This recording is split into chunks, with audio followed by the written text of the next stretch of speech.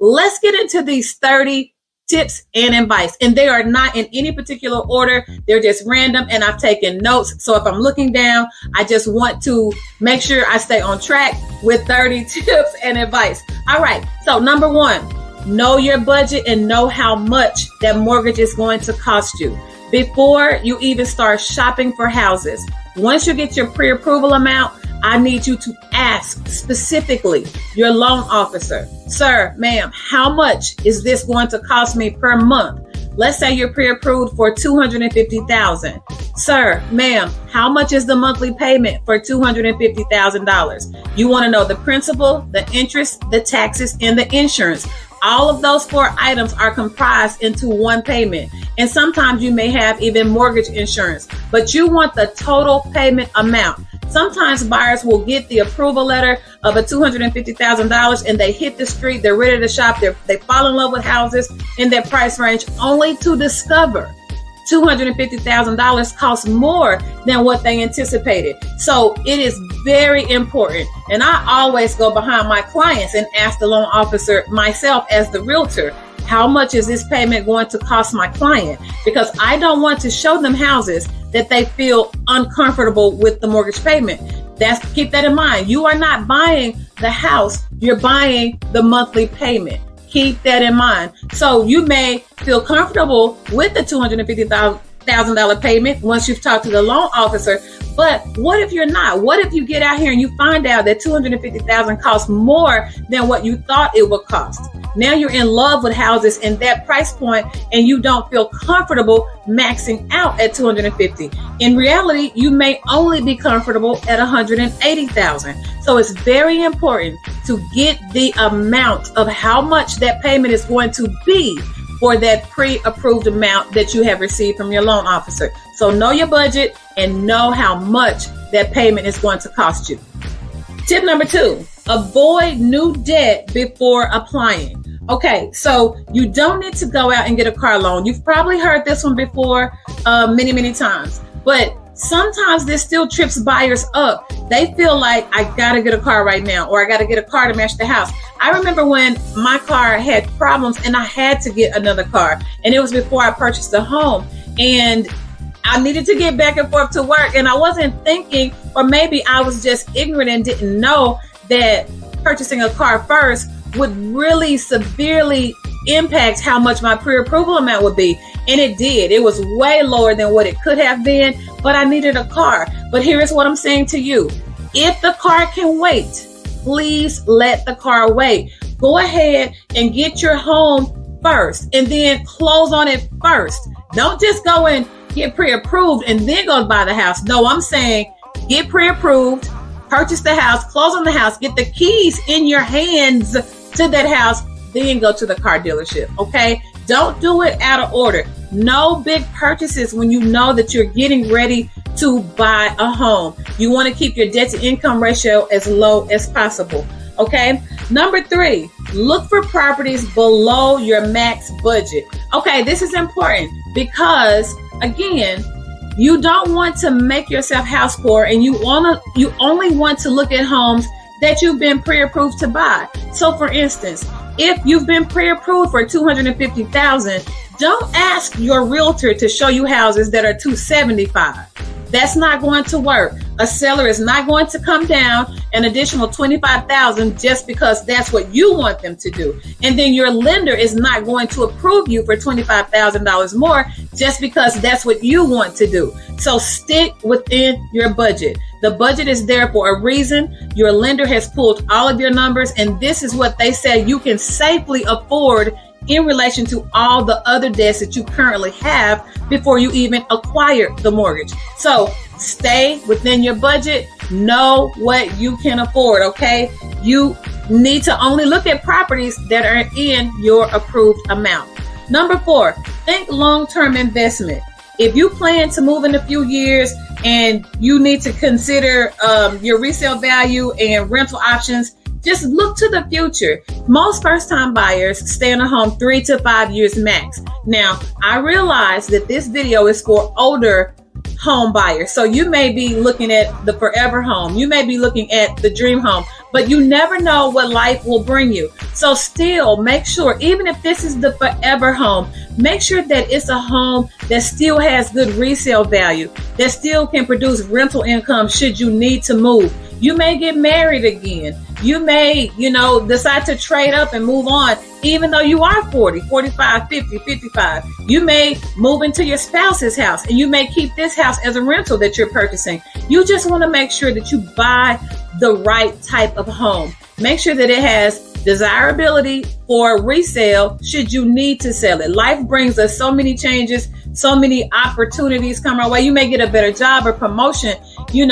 You just want to be able to do something with that piece of real estate should your life change, okay? So think long term when you're out here looking at the homes. Number 5, I need for you to hire a real estate agent that specializes in working with first-time buyers. There are tons of realtors to choose from. We are just everywhere in every state. There are realtors everywhere. So I actually want you to hire your realtor first before you apply for the home loan, because your realtor is going to be an excellent resource, and guide for you during the entire process from start to finish. They know the lenders, they know the best companies and banks that offer the lowest fees and the best first-time homebuyer programs. So you want to start out right hiring a really great real estate agent, and you want someone who has the patience and the empathy and the kind-heartedness to work with the first-time buyer that may even be older. Now, nothing is wrong with you. I'm just saying, because you're buying home older, nothing is wrong with that, because I love working with older buyers. They are focused and they are excited. They are not so spoiled because you've lived a little bit of life. So you know what you're looking for. You're decisive and you're easy to work with most times. So you want to have a realtor that can match your flow, match your vibe, your personality, because you're going to be spending a considerable amount of time in person and over the phone via email, text, working with your realtor until you get the keys in your hands. So you just want to hire somebody who specializes in first-time home buyers, that know the first-time home buyer programs, that can get you the best deal possible once you get out here and start buying your home. Number 6, you need to plan for future needs. So I want you to think about your family growth, this space that you need. Since the pandemic, many people did not go back into the work office. Many people work from home. So that may be something that you need to look for in the new house. You may need a dedicated office space or an extra bedroom that you can turn into an office space. If you have children that are small or younger, or you have grandchildren and you want them to be in the backyard, or you like to cook out, or you like to host, you need to have a house that has a backyard. I tell clients all the time who have children or who have grandchildren, we can look at houses, but I'm not going to be happy showing you a house that does not have a backyard and I'm looking at these babies that you have. They deserve to have a backyard and a place to play. So you need to know what your future needs will be. You may need more space because your aging parents may have to come live with you, or you may be looking at adoption or adding a family member to come and stay. Just whatever the case, I want you to pay attention to your future needs. Try to anticipate what you'll need. If your kids are almost empty nesters and they'll be moving on soon, then you may not need a 5-bedroom house anymore. That may be overkill for you now, because now it's just you, or it's just you and your spouse, and you really just need a 3-bedroom home versus a 5-bedroom home. So just plan for your future needs. You don't want to buy too small and you don't want to buy too large. Look at what you see going forward in the future that's really going to makes the most sense for your home purchase. Okay. I've had many clients try to buy a house way too big, and it's just wasted space, wasted utility costs. It's just too much. So make sure you plan for your future needs. Number 7, don't skip the home inspection. Now, home inspections are generally optional, but they are not an option. You hear me? They are optional, but they are not an option. I want you to make sure that once you make an offer on a home, that you do have a home inspection performed.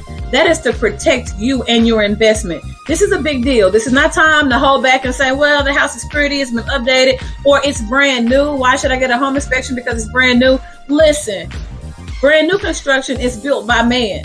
And men make mistakes. So nothing is perfect. There could be wiring wrong or plumbing wrong or something installed improperly on a brand new construction. So you still need to get a home inspection, and that is going to give you a peace of mind in the property that you're purchasing. So who would spend hundreds of thousands of dollars and not have it properly inspected? Inspections usually cost $350 to maybe $500 depending on where you live. So set that money to the side so that you can easily pay the inspector once that time comes.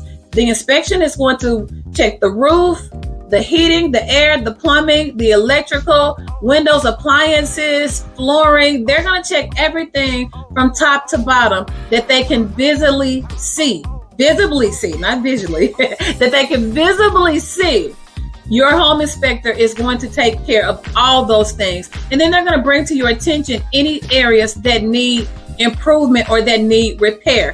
And if you decide that the home has too many issues and too much work has to be done, if you need to avoid that money pit, then your realtor will terminate your contract based on an unsatisfactory home inspection and then get you out of it altogether. And then you guys will start over and shop for a new home. Or in this scenario, you may choose to have the seller make those repairs, or you may negotiate on a lower price. But either way, I need you to make sure that you get a home inspection.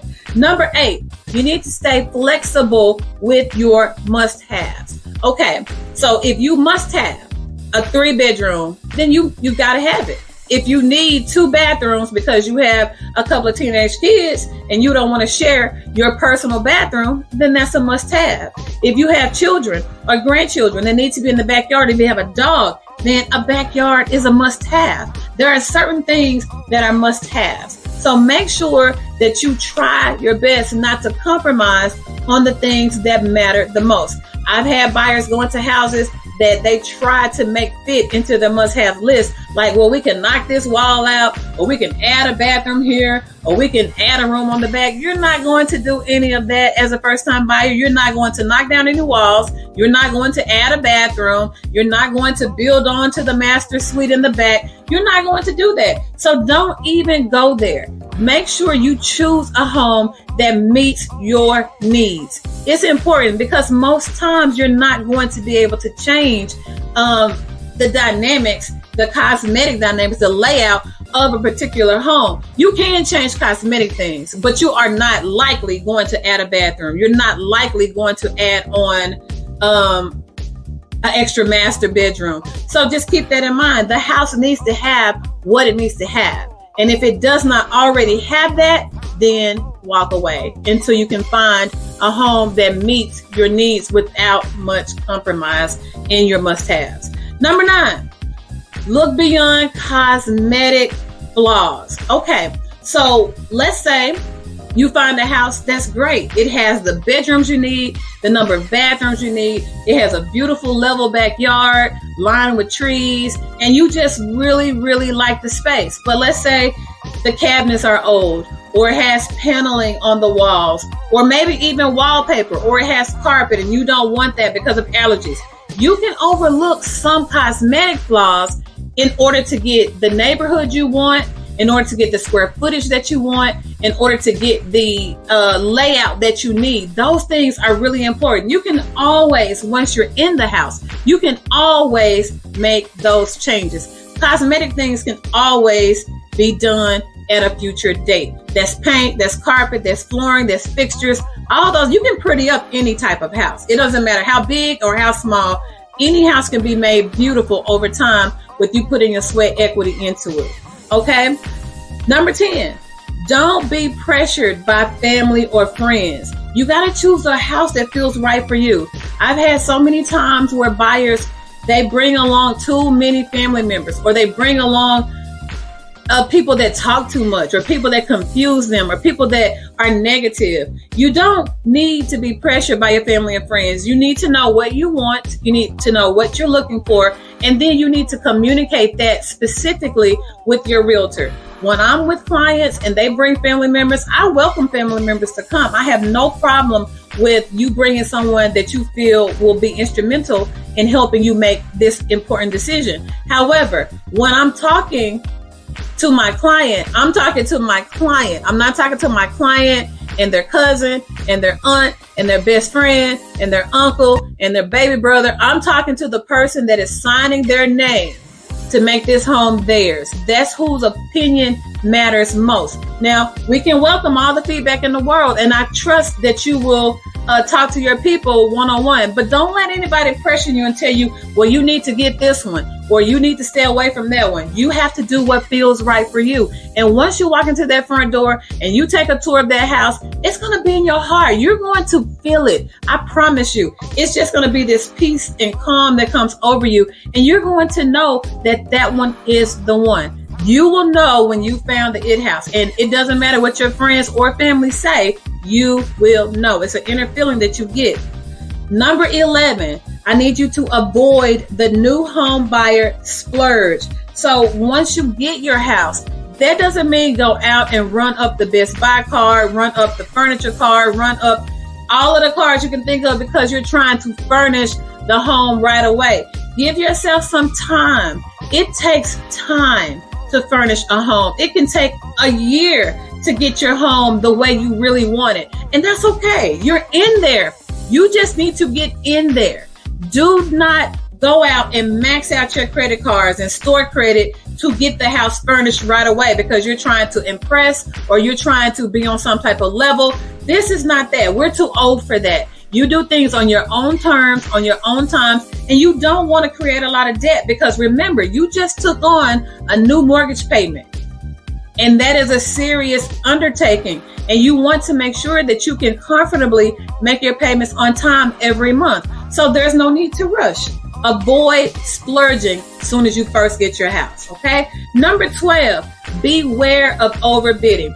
Okay, so we are in a market at the time of this video where things have cooled down some. When we were in the height of COVID, bidding wars were off the chain. It was maddening. And it was ridiculous how much people were willing to pay over the asking price. Well, now this video is 2024 and we're going into 2025. And I'm not sure what the market will actually be, but if things remain the same, then you don't have to overbid for homes because you don't have as much competition. So I'm not saying that you won't find yourself in a bidding war, but what I am saying, if you do, then only bid up to where you're comfortable. If you say, I'm comfortable going 5,000 over, but that's it, stick to 5,000 over. If it's 10,000, stick to 10. Know your number. Don't get out here and get emotional and try to win and compete with somebody else because you don't know what that other buyer has. You don't, they could be paying with all cash. You don't know. So, and you may be paying with all cash, but you don't want to give all your cash away. So just stick to your number and don't get caught up in overbidding. Sometimes you have to respectfully walk away. Number 13, it kind of goes along with number 12. Avoid emotional attachments to a home.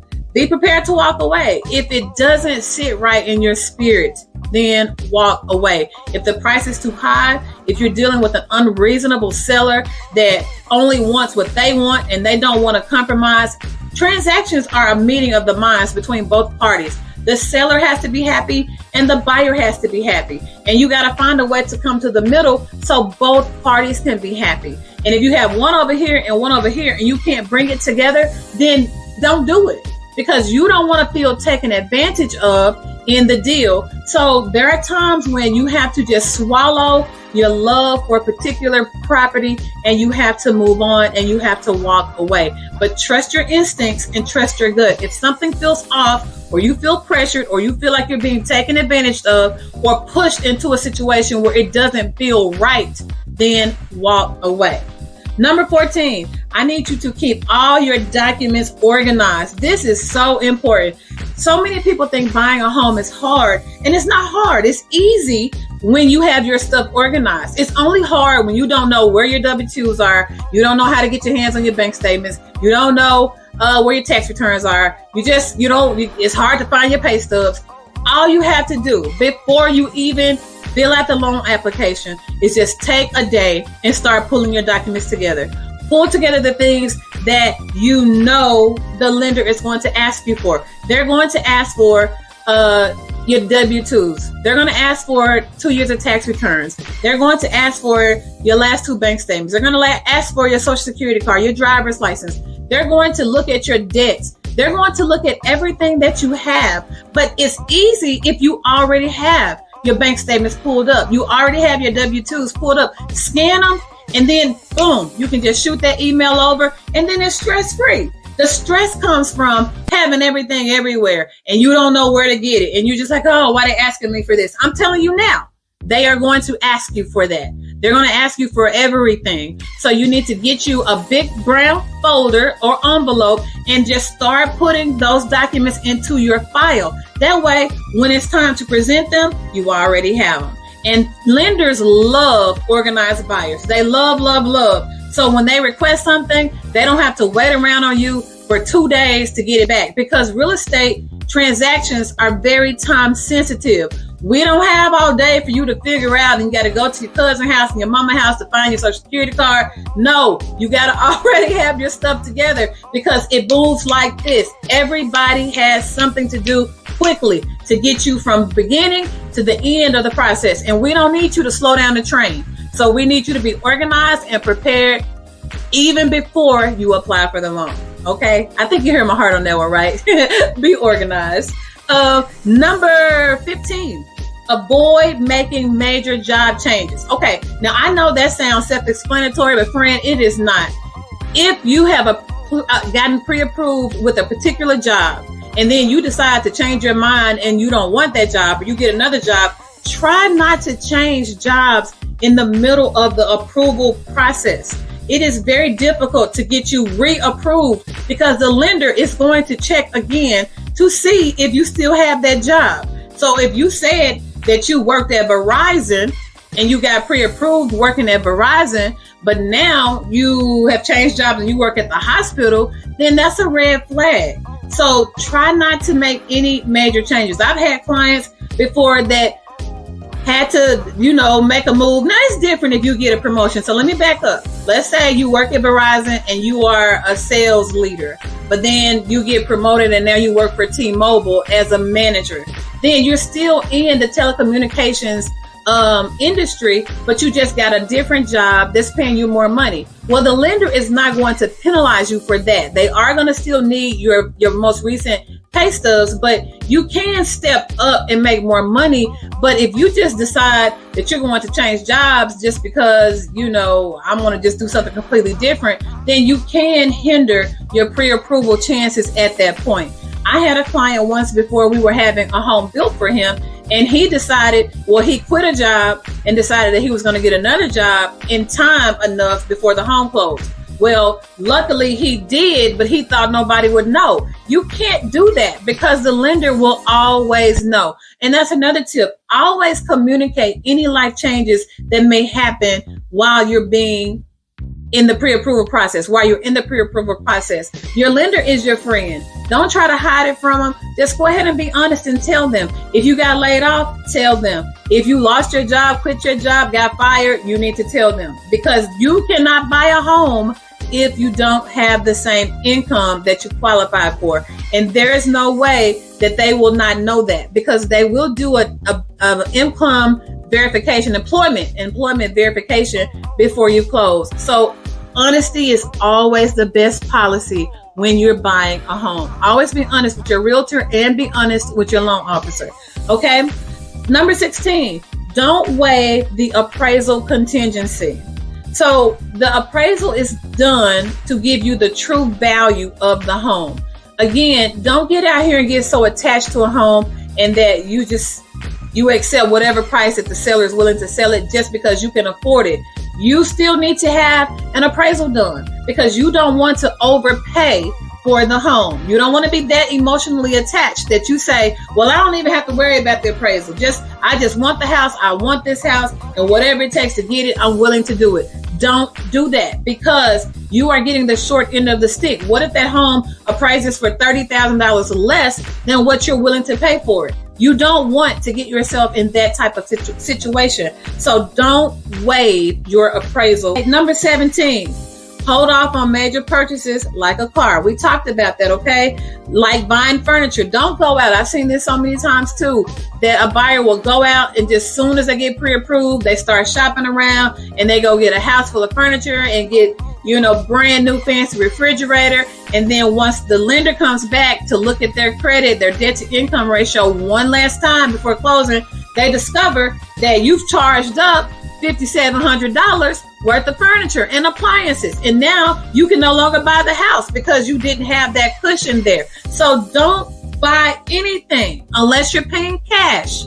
Okay? No major purchases on any credit cards unless you are going to pay cash for those items. Wait until after you get those keys in your hands. Okay? Once you get your keys in your hands, you can go and buy whatever, friend. You can go buy whatever you want to buy. Number 18, practice living within your future housing budget. We kind of talked about this one, but it's slightly different. If you know that you're going to go from paying $1,500 a month for your apartment to paying $2,200 for your mortgage per month, then start putting back $2,200 to see how that feels.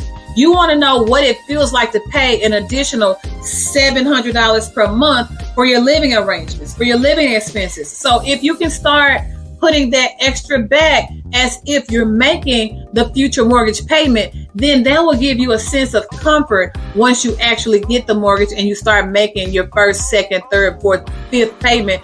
You won't be shocked by that additional $700 increase that you just stepped into.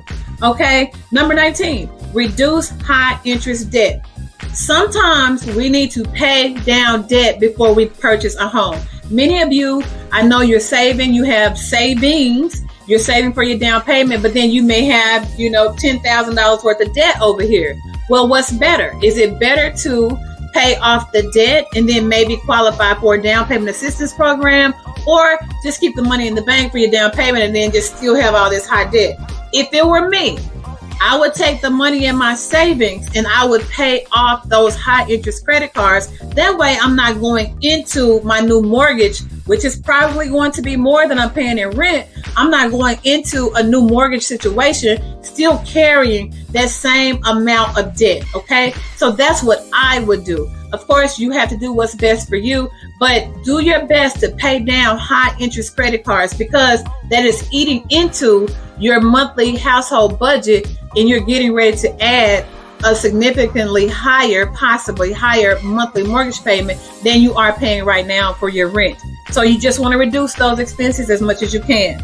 Number 20, you got to stay on top of filing your taxes, friend. I don't know how many times I've had clients say that they didn't file their taxes for 2021. Or, oh, Ms. Tranett, I forgot. In 2019, I don't know what happened. It just slipped my mind. I didn't file my taxes. Listen, they are going to ask for your last 2 years of tax returns. You cannot buy a house without having filing your taxes. Okay. So make sure you get that done, because if you don't, the lender is going to ask you to go back and pay for them anyway. So file them anyway. So you might as well do it now. And if you don't have a problem with that and you file your taxes every year, then I'm not talking to you. But there are some people listening to this video that you likely have not filed some taxes. So friend, file your taxes. Okay. Number 21, avoid opening new credit lines or loans. Okay. Don't go out and get a new car. Don't go and apply for new credit cards. Don't co-sign on a loan for somebody else. I've seen this time and time again, especially you parents who have children who need a car or who need whatever, and you've always promised that you would do that. If you're getting ready to buy a home, do not co-sign on anything for anyone at this time. I don't believe in co-signing, period, because it's just biblical. However, I can't tell you what to do. I'm just telling you, don't do it if you don't have to, and especially don't do it in the middle of buying a home. Number 22, get an estimate of the monthly cost with different loan amounts. Okay, so let's say you've been pre-approved for $250,000. Ask the lender how much that payment is. We've already discussed this. But if that feels a little uncomfortable for you, then ask the loan officer to give you 3 payment amounts. Sir, ma'am, please give me the monthly payment amount for $200,000, then $225,000, then finally $250,000.